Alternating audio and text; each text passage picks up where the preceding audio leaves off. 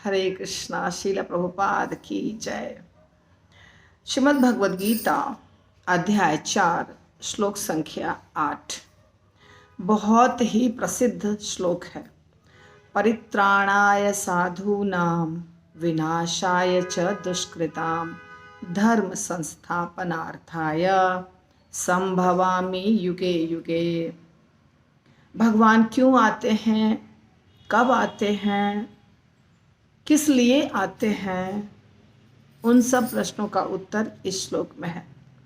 ये चैप्टर का नाम है दिव्य ज्ञान। भगवान जो ज्ञान दिए अर्जुन को, अलग अलग टॉपिक्स हैं जिसके ऊपर ज्ञान दिए हैं। तो ये जो अध्याय है 4 नंबर, इसका नाम है दिव्य ज्ञान। इसमें भगवान बहुत कुछ बता रहे हैं, अच्छी चीज़ें अपने बारे में। तो ये जो श्लोक है ये बता रहा है कि भगवान क्यों आते हैं। यदा यदा ही धर्मस्य इसके पहले आया था, और ये दोनों कनेक्टेड श्लोक है। हमने वो वाला कर लिया है, आज हम ये करेंगे। श्रील प्रभुपाद की जय। परित्राणाय यानी उद्धार करने के लिए, तारने के लिए। परित्राणाय साधु नाम, साधुओं के या भक्तों के। विनाशाय संहार के लिए, च और तथा दुष्कृताम दुष्टों के, धर्म के संस्थापन अर्थाय पुनः स्थापित करने के लिए संभवामि प्रकट होता हूँ, युगे युगे युग युग में। बेसिकली ये बता रहा है श्लोक कि भगवान क्यों आते हैं। तो भगवान क्यों आते हैं और आने के बाद क्या करते हैं, और हल्का सा बता रहे हैं कि मैं हर युग में प्रकट होता हूँ। हालांकि इसके पहले वाले श्लोक में भगवान ने बता दिया है ये बात। यदा यदा ही धर्मस्य ग्लानिर्भवति भारत अभ्युत्थानम अधर्मस्य तदात्मानं सृजाम्यहम्, तो उसमें भी बता दिया है। यहाँ मुख्य 2 चीज़ है, साधुओं के उद्धार के लिए और दुष्टों के नाश के लिए। ये 2 कारण हैं। इसके बाद तीसरा धर्म के स्थापना के लिए। तो कुल मिलाकर 3 कारण हो गया।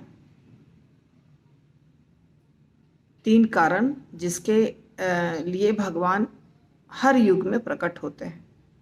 जैसे हमारे सामने जो 4 युग अभी जिसके बारे में चर्चा हो रही है, हालांकि ये जो त्रेता युग है जिसमें रामलीला हुई थी, ये इस त्रेता की बात नहीं है।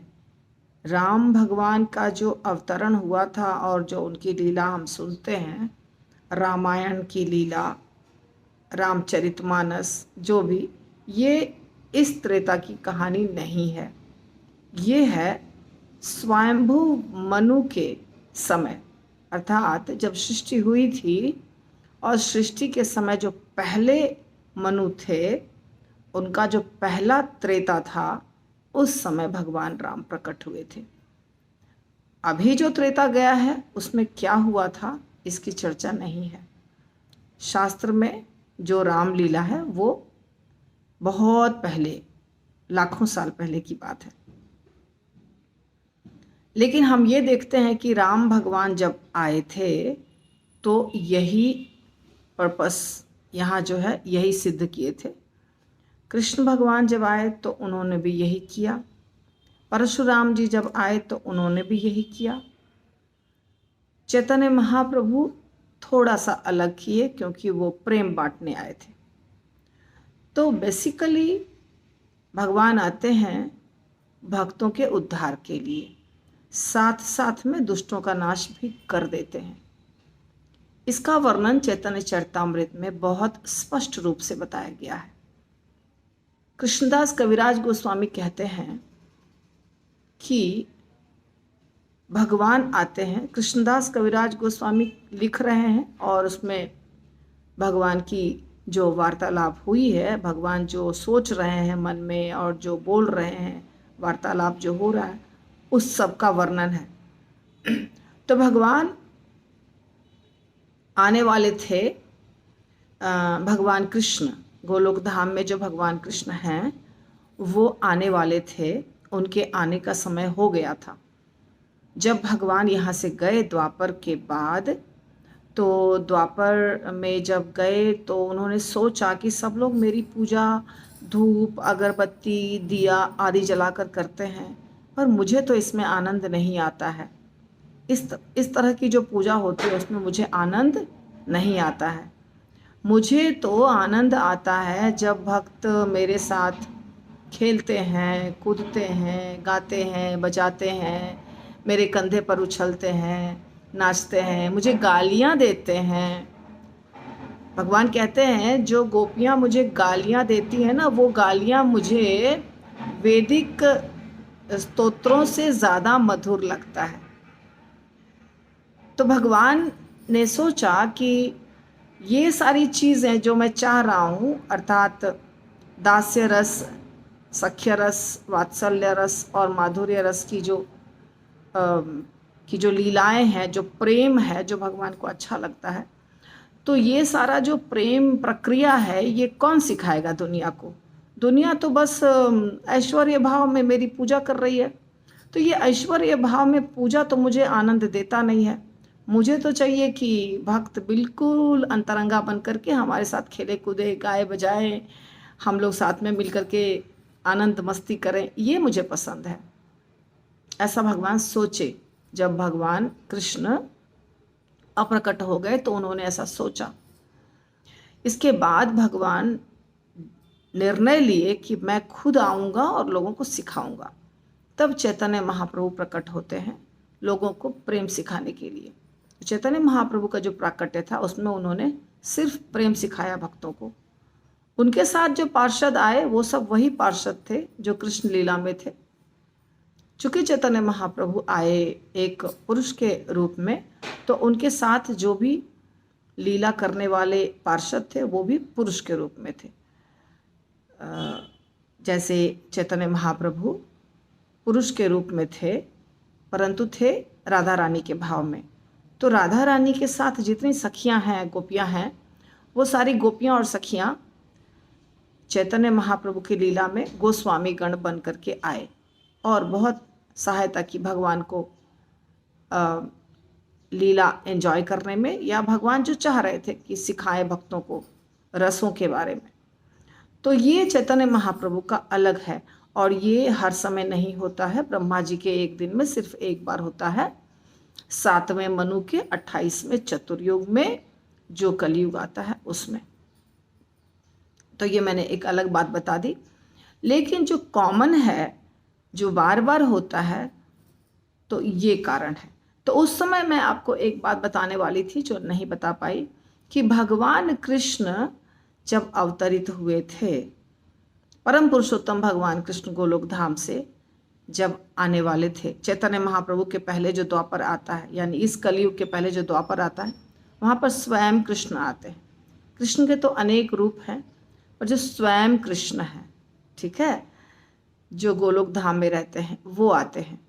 तो स्वयं कृष्ण के आने का समय था अभी। उसी समय भगवान विष्णु का जो अवतार होता है वो भी कृष्ण के रूप में आते हैं। उनके भी आने का समय था, अर्थात भगवान कृष्ण आने वाले थे गोलोक धाम से, और उसी समय धरती माता को समस्या हो गई। असुर बहुत सारे हो गए धरती पर, धरती माता व्याकुल हो गई। वो ब्रह्मा जी को जाकर बोलती हैं कि भार हटाइए, बहुत समस्या हो रही है, असुरों का भार हटाइए। तब विष्णु भगवान शिरोदक्षाई विष्णु ने कहा ठीक है मैं आता हूँ। अब शिरोदक्षाई विष्णु ही हैं जो अलग अलग प्रकार के अवतारों के रूप में आते हैं। जैसे जितने भी अवतार हैं, कूर्म हैं, मत्स्य हैं, जो भी परशुराम हैं, जो भी नरसिंह हैं, तो इन अवतारों में कौन आते हैं? शिरोदक्षाई विष्णु, अर्थात शिरोदक्षाई विष्णु रूप लेकर के आते हैं। लेकिन जब क्षीरोदक्षाय विष्णु ने वादा किया पृथ्वी माता से या ब्रह्मा जी से कि मैं आ रहा हूँ, उसी समय भगवान कृष्ण को आना था। तो भगवान कृष्ण गोलोक धाम से आए और क्षीरोदक्षाई विष्णु उनको ज्वाइन किए, अर्थात क्षीरोदक्षाई विष्णु भी भगवान के साथ हो लिए। तो भगवान के साथ तो सब हैं, उन्हीं से प्रकट हुए हैं। कहने का मतलब ये हुआ कि क्षीरोदक्षाई विष्णु को जो करना था, पर्पस जो था, उनके अवतार का जो कारण था, जो उनका रोल था, वो निभाने के लिए क्षीरोदक्षाय विष्णु को आना था, पृथ्वी माता के संतुष्टि के लिए। और भगवान कृष्ण को आना था लीला करने के लिए गोपियों के साथ। तो भगवान कृष्ण आ गए लीला करने के लिए गोपियों के साथ, और भगवान कृष्ण 11 वर्ष तक गोकुल में लीला किए। जिस समय भगवान कृष्ण प्रकट हुए उसी समय भगवान विष्णु भी प्रकट हुए। अब शायद लोगों को थोड़ा अटपटा लगेगा, पर हमारे आचार्यगण जो बताते हैं वही बता रही हूँ। देवकी माता के गर्भ से भगवान विष्णु प्रकट हुए थे, जैसा कि आप जानते हैं, चतुर्भुज रूप भी दिखाया था उन्होंने। और यशोदा माता के घर में भगवान कृष्ण प्रकट हुए थे, परम पुरुषोत्तम भगवान गोलोक धाम से जो आए थे। जब वसुदेव जी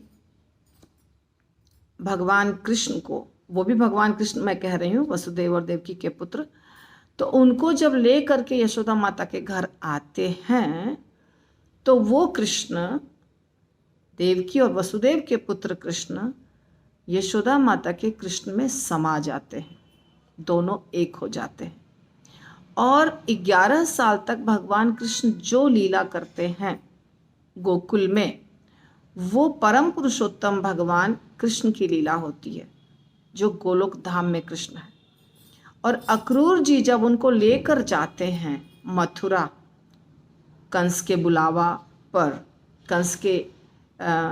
कंस ने अक्रूर जी को भेजा था, तो कंस के कहने पर अक्रूर जी कृष्ण और बलराम को लेकर जाते हैं मथुरा।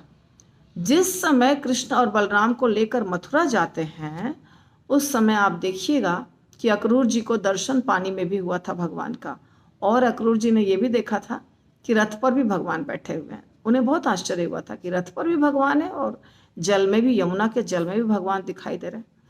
तो वास्तव में क्या हुआ कि उस समय मथुरा से बाहर जो, गोकुल से बाहर जो कृष्ण गए, वो परम पुरुषोत्तम भगवान कृष्ण नहीं गए, वो गए भगवान विष्णु, क्षीरोदक्षाय विष्णु, जो कृष्ण के रूप में ही लीला कर रहे थे, अर्थात कृष्ण के रूप में लीला करने के लिए वो आते हैं।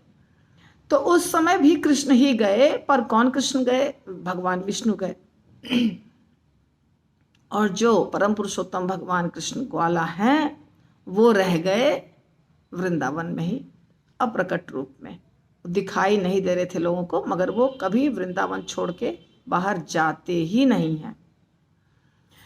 तो जो कृष्ण भगवत गीता का प्रवचन दिए वो हैं भगवान विष्णु, क्षीरोदक्षाय विष्णु, जिन्होंने सारी लड़ाइयाँ लड़ी मथुरा से लेकर के द्वारका तक, जो भी हुआ 125 वर्ष की आयु तक, 125 में 11 साल घटा दीजिए, तो उतना साल तक भगवान विष्णु, जो क्षीरोदक्षाय विष्णु हैं, वो अवतरित हुए थे कृष्ण के रूप में, और उन्होंने वो लीला की थी। तो इस प्रकार भगवान कृष्ण, परम पुरुषोत्तम भगवान कृष्ण भी ब्रह्मा जी के एक दिन में एक ही बार आते हैं, और चैतन्य महाप्रभु भी ब्रह्मा जी के एक दिन में एक ही बार आते हैं। बाकी जो अवतार होता है भगवान कृष्ण का, वो क्षीरोदक्षाय विष्णु के अवतार होते हैं। तो मैंने आपको यहाँ से थोड़ा हट के बहुत कुछ बता दिया। आज कार्तिक महीना है तो मुझे मन किया कि मैं बताऊं, तो थोड़ा डिटेल बताया। आपका क्वेश्चन आंसर होगा तो बाद में पूछ लीजिएगा, बाद में, अर्थात भागवतम के बाद। तो अब यहाँ पे जो बात हो रही थी, परित्राणाय साधूनाम विनाशाय च दुष्कृताम, तो साधुओं के कल्याण के लिए भगवान आते हैं वास्तव में, और भगवान कृष्ण जब आते हैं, परम पुरुषोत्तम भगवान कृष्ण, तो वो आते हैं सिर्फ लीला करने के लिए। वो सिर्फ बांसुरी रखते हैं अपने हाथ में, उनके हाथ में कोई अस्त्र शस्त्र नहीं होता है। परम पुरुषोत्तम भगवान कृष्ण के हाथ में कोई अस्त्र शस्त्र नहीं होता है। जब परम पुरुषोत्तम भगवान विनाश कार्य के लिए आते हैं तो वो रूप होता है विष्णु भगवान का, शंख चक्र गदा पद्म लिए हुए। तो ये जो विनाश आया च दुष्कृताम, ये कृष्ण का कार्य नहीं है। ये किसका कार्य है?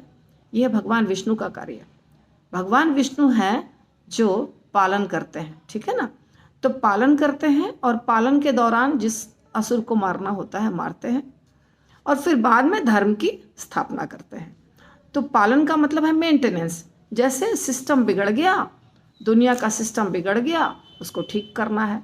जैसे हमारे घर में सुबह हम साफ कर देते हैं, घर को बहुत अच्छे से सब चमका के रख देते हैं, लेकिन दूसरे दिन सुबह जब होती है तो सब कुछ गंदा हो जाता है, वापस हमको सब कुछ फिर साफ करना पड़ता है। तो वैसे ही भगवान कृष्ण ज्ञान देते हैं ऋषियों को, मुनियों को, और लक्ष्मी जी को, भगवान शिव जी को, चार कुमार को, ऐसे ज्ञान देते हैं सबको। और उस ज्ञान को आगे आगे आगे आगे शिष्य परंपरा में चलाते हैं, जो मेन जिनको भगवान ने ज्ञान दिया परंपरा से। परंतु फिर भी बीच बीच में परंपरा डिस्टर्ब हो जाती है, ज्ञान ओरिजिनल नहीं रह करके उसमें बदलाव आ जाता है, मिलावट आ जाती है, समस्या हो जाती है, परंपरा टूट जाती है, सब कुछ बिगड़ जाता है। तब भगवान वापस आते हैं, और ये है कार्य भगवान विष्णु का। तो बार बार भगवान विष्णु आते हैं क्योंकि भगवान विष्णु को मेंटेन करना है इस दुनिया को। तो मेंटेन करने का मतलब क्या है? असुरों को नष्ट कर दो और अच्छे व्यक्ति को राजगद्दी पर बैठा दो, ताकि राज्य कार्य राजपाट सब अच्छे से चले, जनता जो है वो भक्ति करें और सब लोग खुशी खुशी रहें। यह है भगवान विष्णु की सेवा। इस श्लोक में यही बात बताया जा रहा है। तो बीच बीच में भगवान विष्णु आते रहते हैं, लेकिन जो कृष्ण है परम पुरुषोत्तम भगवान, वो नहीं आते रहते हैं। उनकी सेवा नहीं है ये, उनकी कोई सेवा नहीं है। वो एक एंजॉयर हैं, भोक्ता हैं, और वो सिर्फ और सिर्फ गोपियों और राधा रानी के साथ नृत्य करते हैं और गाते बजाते हैं, और कुछ भी नहीं करते हैं। तो भगवान कृष्ण अपने भक्तों के साथ प्रेम करते हैं, लीलाएं करते हैं, बस। मार काट ये सब भगवान कृष्ण की लीला नहीं है, ठीक है। तो अब मैं इस श्लोक के ऊपर फोकस करती हूँ। परित्राणाय एक शब्द है, साधूनाम विनाशाय च दुष्कृताम, ये सब एक ही शब्द है। यहाँ दुष्कृताम में दो शब्द है, यानी कि प्रीफिक्स लगा हुआ है, दुष और कृताम तो है ही। फिर यहाँ दूसरे में धर्म संस्थापनार्थाय तीन शब्द है।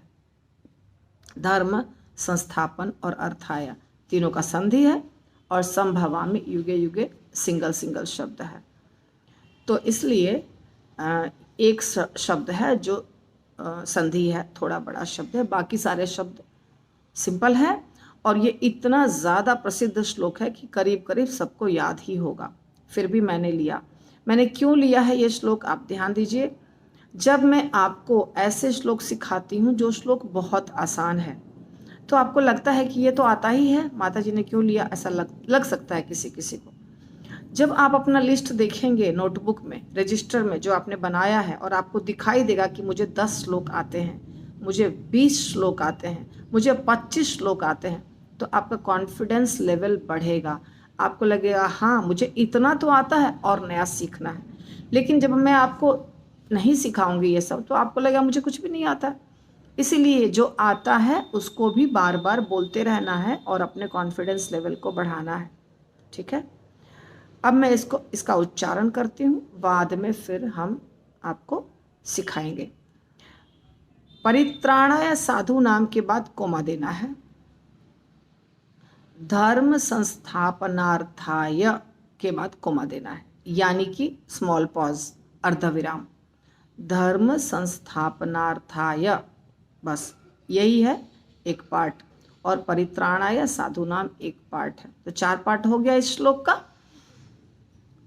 परित्राणाय साधूनां विनाशाय च दुष्कृतां धर्म संस्थापनार्थाय संभवामि युगे युगे।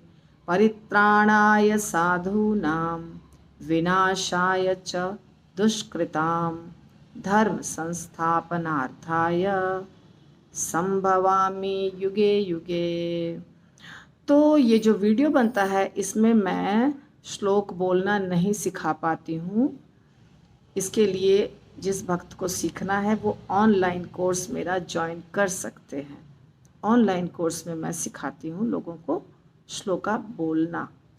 तो 15 मिनट लगता है सिर्फ, और एक श्लोक वो आराम से बोल सकते हैं। शीला प्रभुपाद की जय।